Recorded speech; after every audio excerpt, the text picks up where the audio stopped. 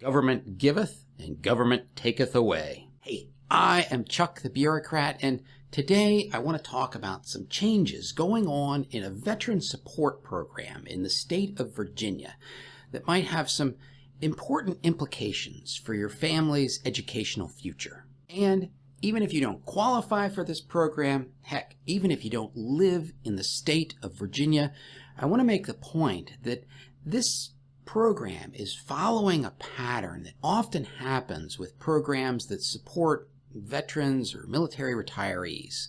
All right, to get started, I want to introduce you to what is called the Virginia Military Survivors and Dependents Education Program, or VESAP for short. This program provides essentially free education to the spouses and children of veterans who are at least 90% disabled. And when I first published my interview with the commissioner of the Virginia Department of Veteran Services, he made the point that at the time this was an underutilized program. But that interview was about a year and a half ago, and there are some changes on the horizon for VESAP. On one hand, the governor of Virginia has proposed a $24 million increase in the funding for this program. But on the other hand, the state legislature observes that as VESAP becomes more and more popular, well, it's becoming more and more expensive to the state. And so the legislature would like to put some limitations on this program. Two of the biggest limits that the legislature wants to put in place is a cap on total family income and a requirement that all other educational benefits be exhausted before somebody applies for VESAP. If you're interested in the whole back and forth of this thing, Governor Youngkin has announced a task force that's going to meet to discuss these proposed changes throughout this summer.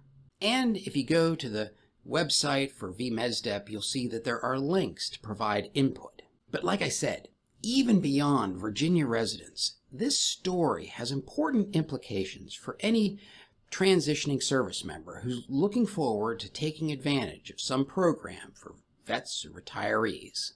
You'll often hear me say this one: military transition is a maze, and the walls are always moving.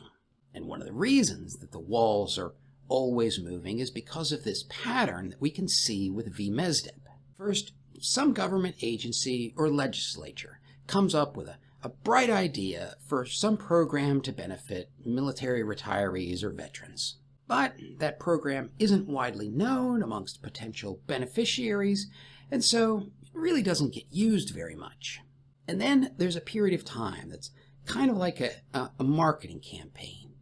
Advertising makes people more aware of the program, and so utilization starts to rapidly increase. But those increases, well, they come with increased costs.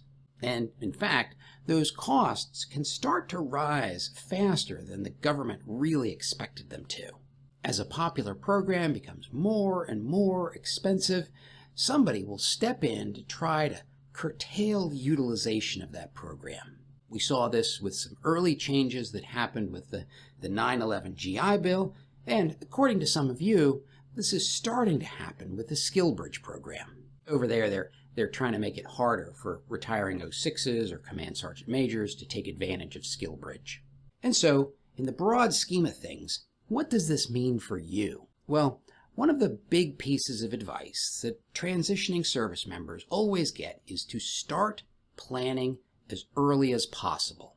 Technically, you're supposed to start about 1 year out, but people who are really thinking ahead often start 2, sometimes even 3 years ahead.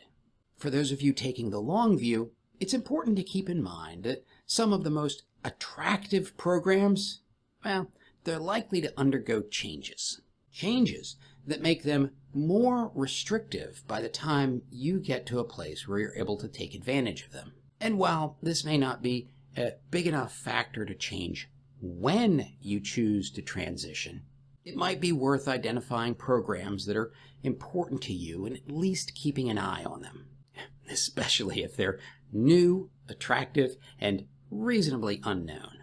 And now, if you're interested in learning more about the benefits that Virginia offers residents, including tax breaks on pensions and real estate, watch this video.